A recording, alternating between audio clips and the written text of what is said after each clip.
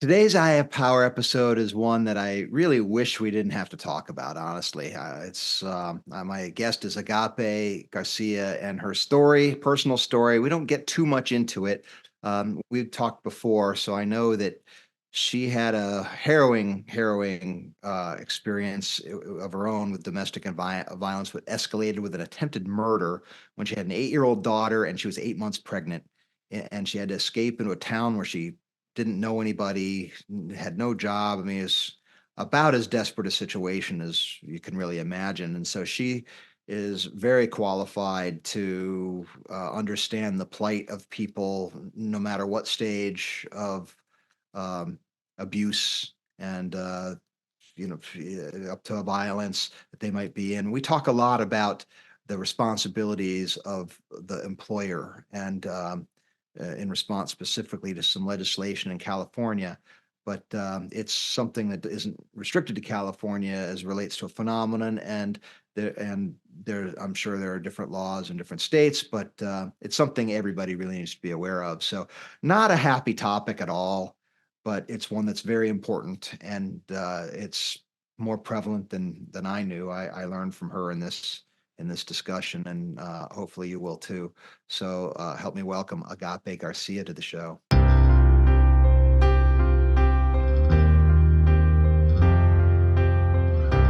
Welcome to the Eye of Power podcast. I'm your host, Tom Dardick. But this podcast is not about me. It's about you and your power. It's time to claim yours.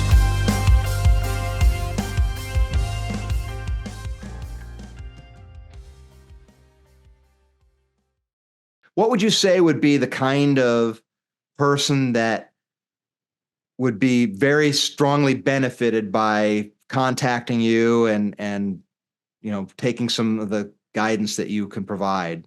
Oh, wow. Thank you for asking that question. Okay, so basically, anybody in the state of California that is not in the healthcare industry or law enforcement industry, basically Cal 553 or SB 553, which was signed into law on September 30th of 2023, is now mandating that businesses across the state include workplace violence prevention planning in their policies. So basically, those two exceptions, healthcare and law enforcement, that's simple. It gets a little murky when we're talking about small businesses. So if you are a small business, but you are available to the public, it doesn't matter how many employees you have. You can have 2 employees, somebody at the register and somebody cooking in the back. Because you are open to the public, then you need to comply. Wow. And right, and July 1st of 2024 is the deadline. So we're like in a serious crunch right now. So my first question is, do all the people that own businesses at that level and above, do they know it? Do they know this?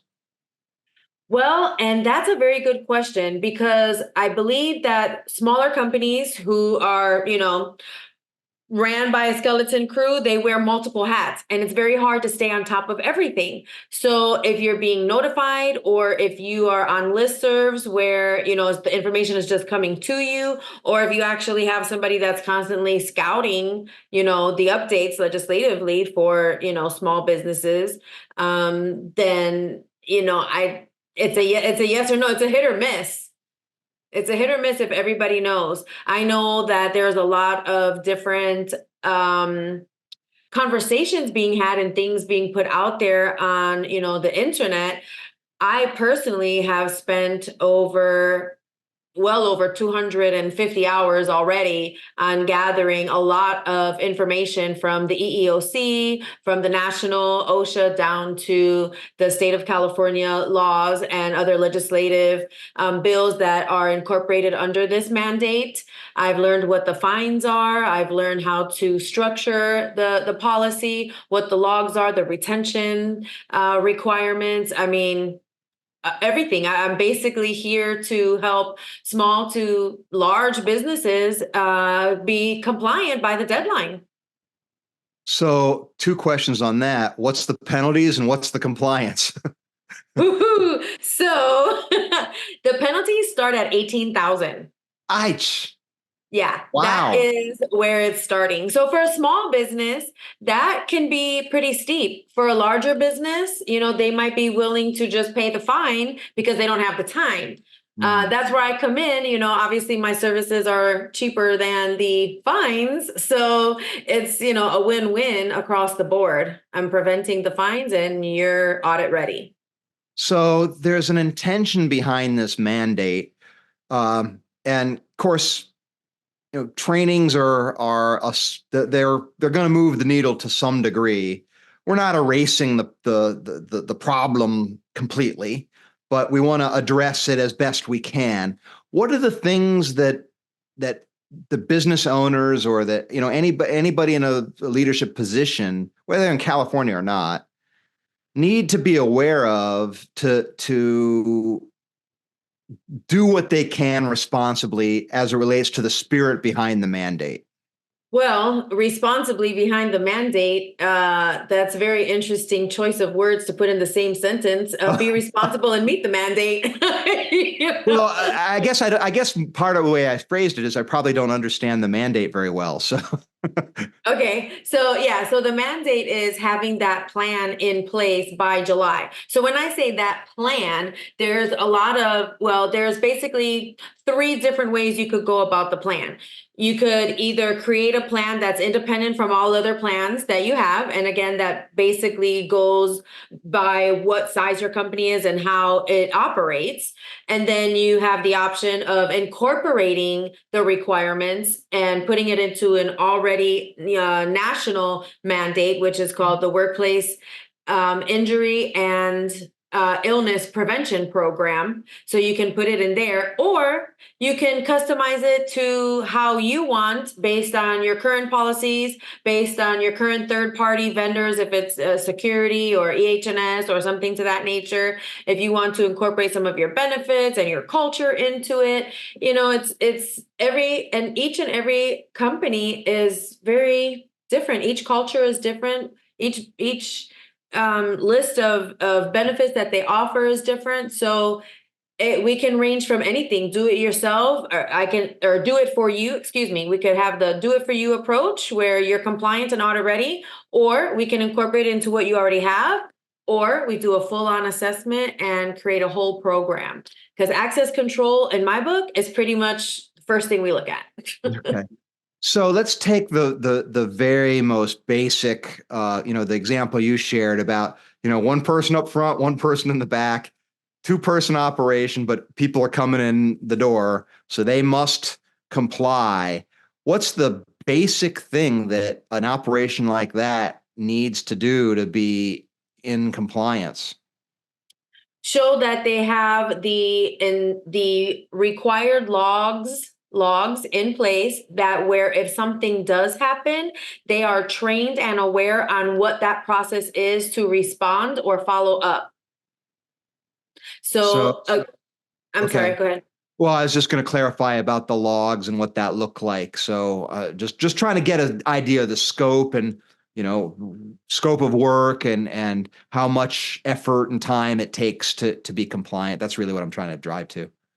Sure. And a lot of that, don't forget, is a prevention plan, right? So you need to have things up front to prevent and mitigate to the best of your ability. And then, of course, have these responding mechanisms and processes in place to, close it out. So basically, we'll skip the prevention pieces because that's just something that we work with each individual organization and or leadership to decide how they want to do that. But then the mandatory responses are it is mandatory that you report any injury that takes place, and that's on the National OSHA form 300 and 301. Okay. Now, the other thing is that when you are doing an investigation, all parties that you are questioning and gathering information from need to be anonymous. So, however you go about identifying the individual needs to be in such a way that if the victim or perpetrator finds this log, they will not be able to tell who said what. Well, Okay. how would that be possible in a 2-person or a 3-person operation? Well, that's something that you need to figure out. Uh, And that would be where we talk behind, closed doors, and those consulting opportunities are at play here. okay. So, more than likely, and I'll give you an example, obviously, something to that nature where if it's a 2-man operation, more than likely it will be a customer, a client, or a random act of someone coming in and doing something, and there be witnesses involved. So that's a way where an example of how you would keep people anonymous. So boy, this gets complicated because let's say a mom comes in with 3 kids and they're all being sort of bratty, but she's focused on one and she smacks the one right across the face, leaves a big mark. Is that something that I have to act on or not? Am I in my own business? Well, it's all up to the individual. If you feel like that's child abuse and you feel like you need to make the phone call and contact somebody, then that is something that is to your sole discretion. Okay. So, but let's say I decided not to, would I have a liability there? Not that I'm aware of. That is not a workplace type of injury that's happening. The Okay. parent is there, nobody's attacking. That's a parent and a child. If you're asking for my personal opinion, I would probably stay out of it unless I'm calling the police to come and respond real time at that moment. Right. Yeah, I mean, one hit might not be enough, but if it would, at some point it might be a serious enough beating where you have to intervene. Oh, yes. I mean, like I said, sole discretion. If you're seeing something that's not right, of course, you do what you feel is best to do. Yeah.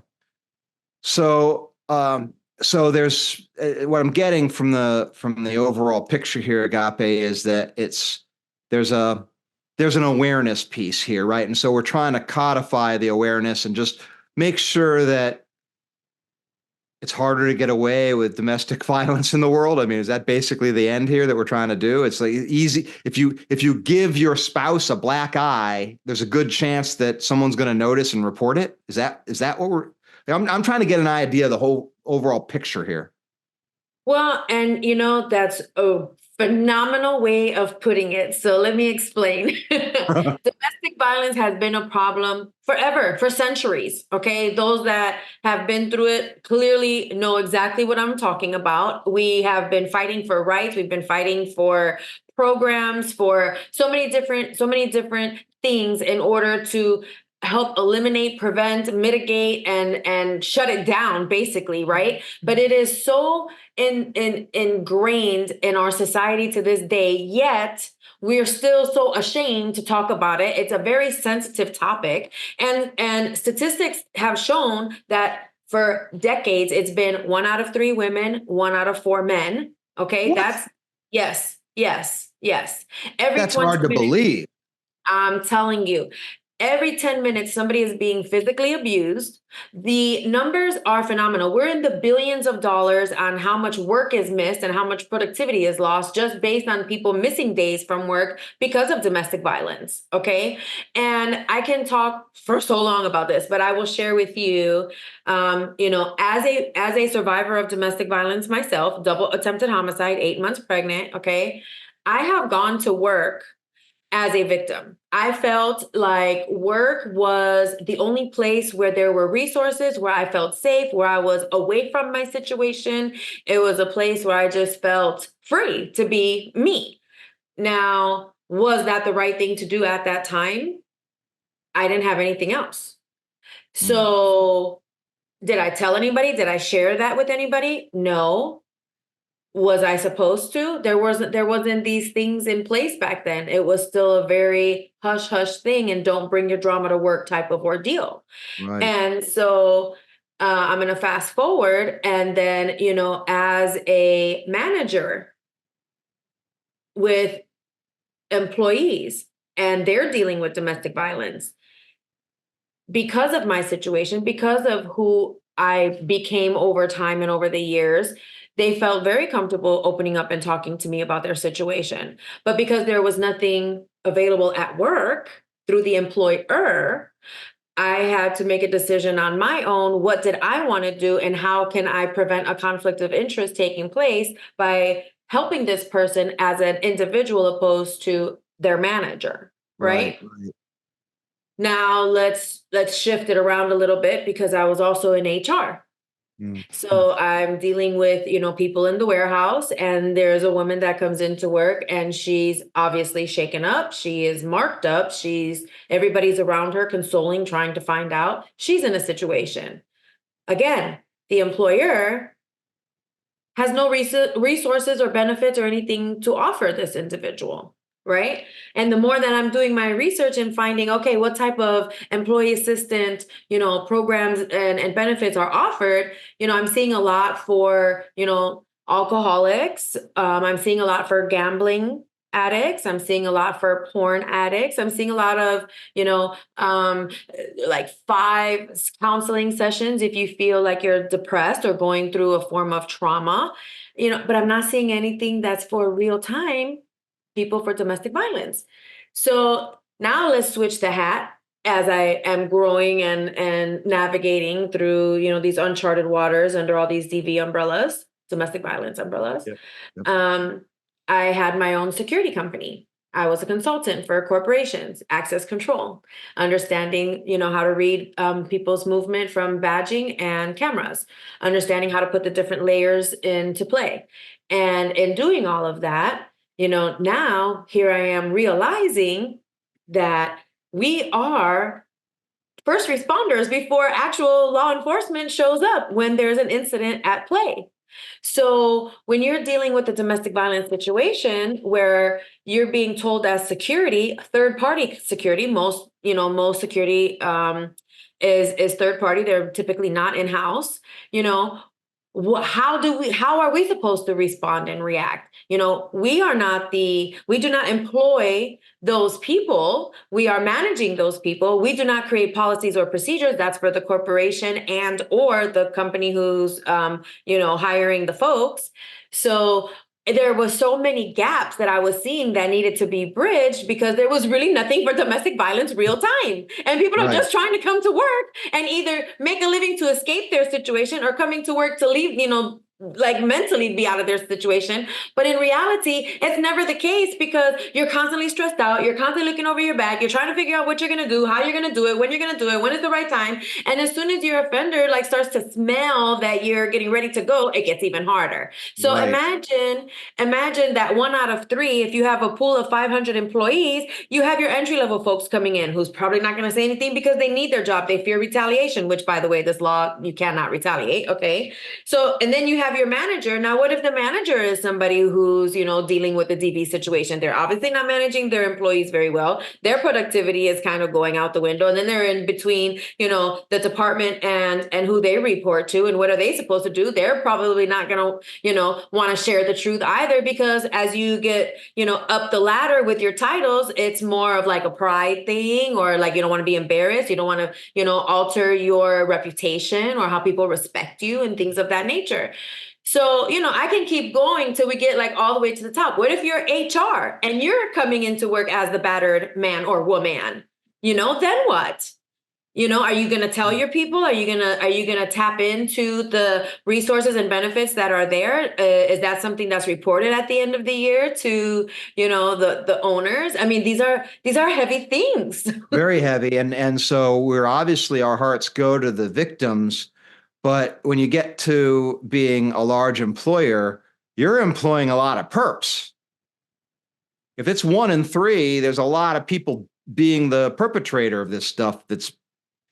I got to say, if it's really, I don't doubt your source or anything like that. I haven't, because we don't know what goes on behind closed doors, right?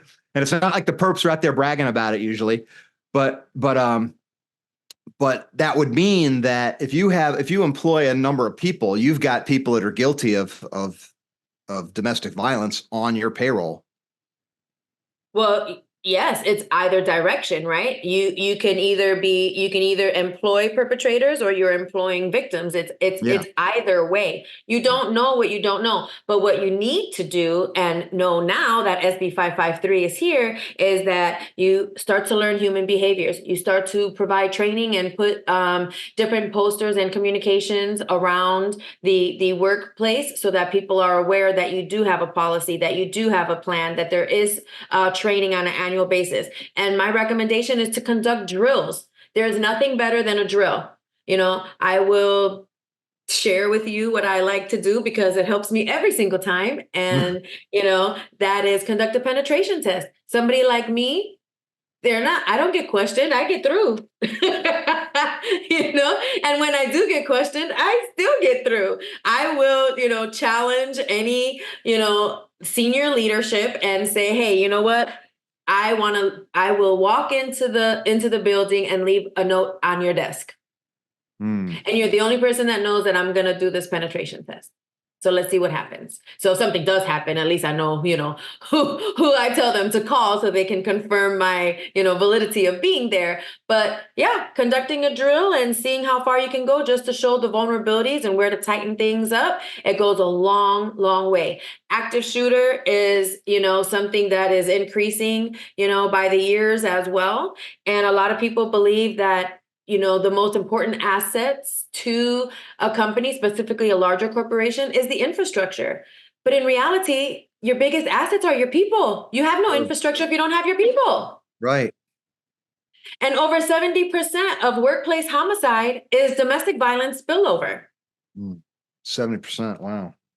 Over 70% of workplace homicide is domestic violence spillover. And one thing that I will share is that domestic violence is now being more so labeled and called intimate partner violence, IPV. Okay. Yeah. And so one of the other interesting laws that's accompanying this SB 553 is going to take effect on January of 2025. And that is where employers can file a restraining order on behalf of the perpetrator and keep the victim anonymous. Yeah. So I'm really super excited. This is what I've been doing, is doing all this research, gathering all the information, understanding retention policies and how the investigations should go and different measures to put things into, place to prevent. And I am super excited because I believe that this will be a ripple effect across the nation. I think that every company should have something for victims of domestic violence. So the thing that intersects with our the eye of power system and what we're thinking about as far as impacting culture is we kind of have this. Traditionally, we have this line between the workplace and the home life, and you just want to compartmentalize the person as it relates to the transactional element of what they bring to the skills to the job, what they're doing or not doing, performance-based the KPIs, that sort of mentality. And there are still those that think that that's what work is and should remain. And then there's more of an emerging mindset that is the more whole human, which is, you're here, you've got all the stuff that's going on in your life. There really isn't a line between anything because you bring everything with you wherever you go. And we're far more dealing in reality and more effective with people when we can embrace the whole. Having said that, there's a mind your business, there's privacy, there's different people that have different sensitivities and sensibilities about these things. So all of that murkiness, I think, puts a pressure and a demand, or it makes it harder for leaders to build cultures of trust. I mean, we've got a view here, a specific view as it relates to, these are pretty egregious examples, right? Where you're actually getting to violence level that you're missing in a lot of ways. If you're at the violence level, you're at the very basic level of life there, right? If you can't respect people enough to not hit them, or hurt them, uh, you're at level 1 or below, right? So most leaders are trying to get up to 2 and 3 above that level. But having said that, you gave that sort of siren call saying, wait a minute, this is emergency level. This is rampant. At 1 and 3, you're dealing with it whether you like it or not. You just don't know it. So the question I have behind all of that is, what's your guidance for a leader who wants to engage their people in a holistic way rather than a transactional way? What would you say your thoughts are around those kinds of conversations, Agape? Absolutely. Yeah. Talking to that statue of leadership would be more those that are well rounded and understanding what their current culture is. So if it is more of a caring type of culture where, their people are respected and appreciated, then this is a sensitive topic. Being open, transparent, and very clear on the sensitive topic for what it is, and sharing how the mandate is coming down the pipeline, and seeking actual like engagement on who wants to do what, because there's a team that should be in place that are responders, communicators, and knowing and fully trained. So some may have a experience themselves and may have a form of being triggered if they are a part of like a simulation or a part of that training. Therefore, they would not, respect that. I would say, respect that as a leader, and, continue talking to the group who is willing. When you get people's buy-in and they feel like they're a part of something, they're committed, they're loyal. And that makes them feel a part. So if, that's the biggest thing about a culture at any company is, it feeling like a community and that people have a part in what they're committed to doing. So that would be So the approach. what I'm getting from that is you're underscoring the importance of really having the attitude as a leader and the style as a leader that is one of wanting the best for your people, and wanting them to develop not just of what they're doing at their job or the succession plan that they can move into, not only that, but for them to be fully expressed and have a good life.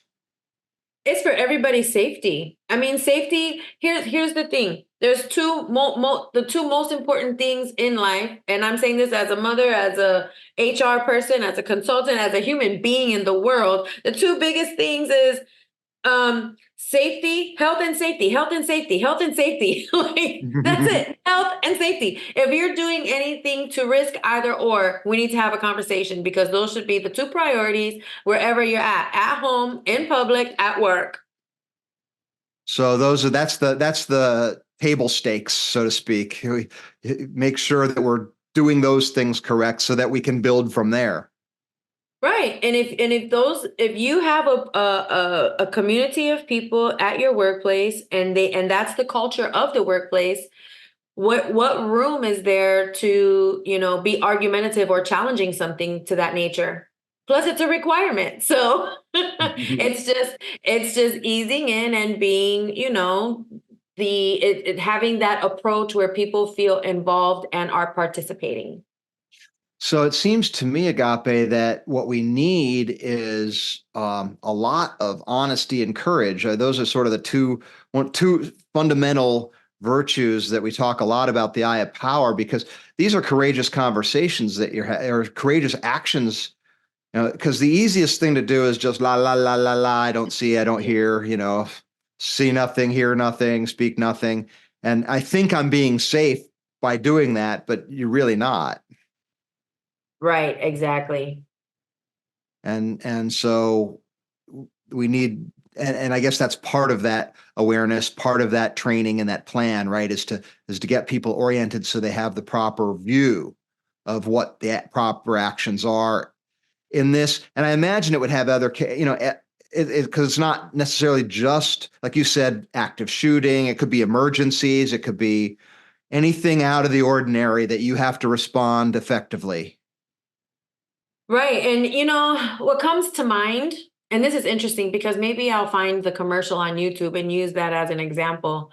But what comes to mind is this commercial I remember seeing in my younger years, and it was a person that was doing lines of cocaine, Okay. and it said, "Not your problem," right? Mm-hmm. And then they show that same person as the bus driver for the school bus picking up your kids, Oh. right? So what are you doing at home and how is it affecting you at work? Yeah. Right? How many people are you actually putting at risk? And if you knew, then would you be more helpful and provide more resources to help mitigate, not just, isolating a person, you cannot do that, but helping that one person and everybody else, you know? Wow. Wow. So, yeah, just to put it into perspective. Yeah, that's good perspective. I mean, it's we're all connected, and little things can ripple into big things. And I mean, a mandate such as this, and people such as yourself. I mean, I think it's easy for people to maybe demonize that, say, oh, it's overreach, or it's too much to, my business is this, it's too much. I can't handle all of this stuff. And I think what this is, what you're talking about here, Agape, is an evolution of consciousness and understanding beyond that transactional, leave me alone sort of place to hide so you can be the worst self instead of your best self. Yeah. And identifying human behavior so you can, also kind of catch on and confront it in a positive way before something happens, I Yeah. mean, there's different layers and Yeah. and So and that's one thing that you have had personal experience with, where there are probably unique patterns, but there are also archetypical patterns of behavior where it starts at a level, then it goes to another level, and so forth and so on, up to basically just murder or murder suicide or something like that. But oh my there's gosh. Yeah. right, there's layers, there's patterns that can be recognized. Is that what you're? Well, yeah, and there's so many different forms, I mean, there's financial abuse, there's verbal abuse, there's emotional abuse, there's, economical, abuse, there's technological abuse, there's so many different layers, and, it's understanding and being comfortable enough or feeling safe enough to talk about it.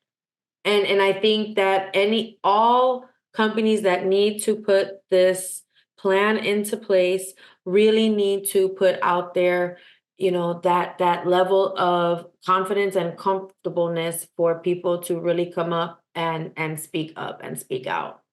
Mhm. That's truly where it starts. So for those that might be hearing us in California that need the help, that we've got caught their attention, the antenna, how would you suggest they reach out to you, or how would you coach them to move forward? Oh wow, yes. So you can find me I did a tiny Earl. It's tiny Earl /CASB553. And that is basically, it takes you to, I'll be very honest, it takes you to a bot. And there is a lot of free information that I personally trained it to respond to. And you can get like pretty much a pre-assessment based on the questions that it's being asked. And if you want to book a call, then I am available to talk to you and see how I can help you be compliant by the deadline.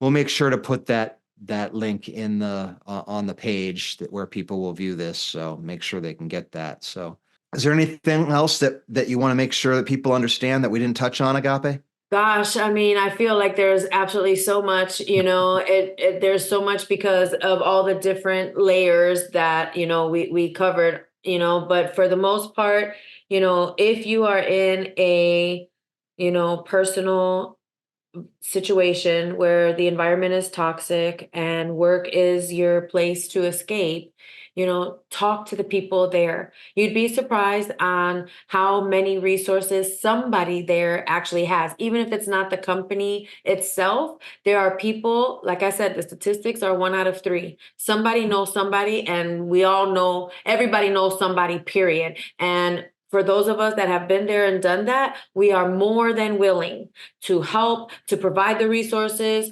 to influence, encourage, all of that.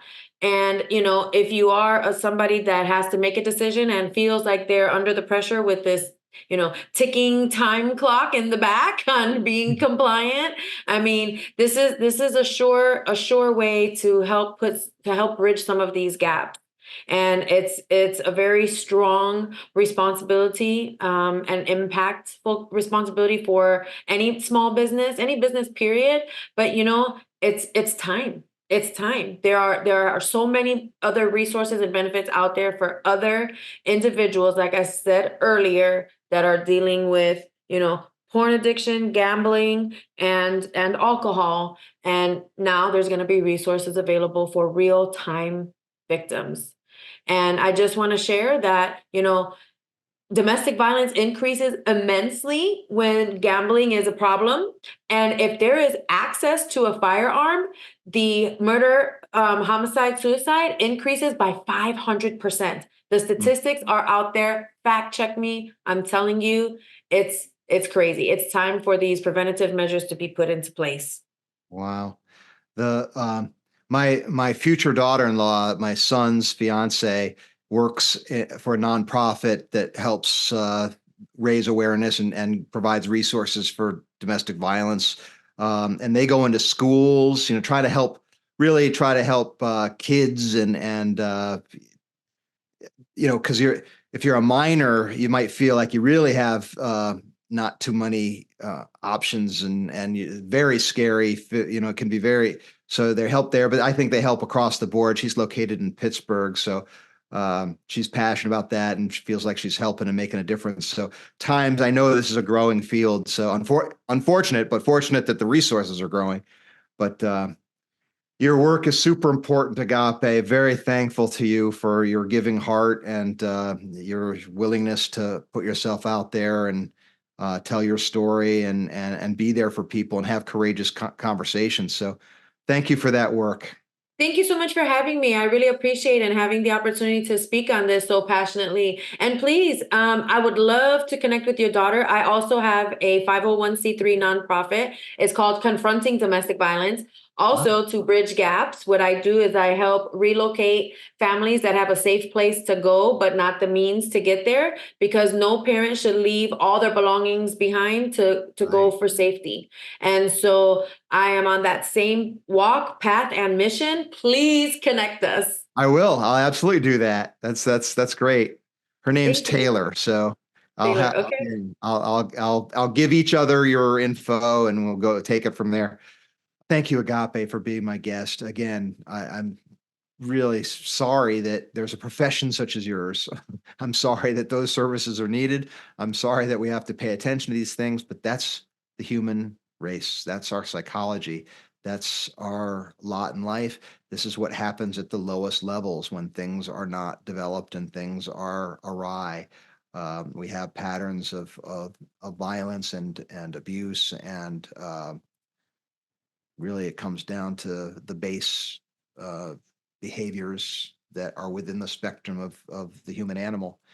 And we spend a lot of time climbing out and trying to aspire to the highest elements. But it is important to put the spotlight on the lower elements so that we can get people where they are, get people understand that people and various can be in various stages, can be developed in one area of life and be dealing with a very basic and low area in a moment's notice. And if you're an employer, if you're a leader, you have people that are in dire and stressful circumstances that bring those consequences with them wherever they go. Not necessarily an active shooter. I mean, that's the most dramatic thing that can happen in the workplace. But even the distractions, the energies, the vulnerabilities, the inability to perform at a level or being triggered by certain things, all manner of things that are not ideal, that don't go towards the highest cultures that we're trying to build. So it we have to pay attention to this stuff. And so we need people like Agape. So thank you again, Agape, and we'll continue the conversation and in a brave and honest manner, and try to make a little difference in this world so that fewer people end up in those kinds of situations. Thank you for listening to us and joining our conversation.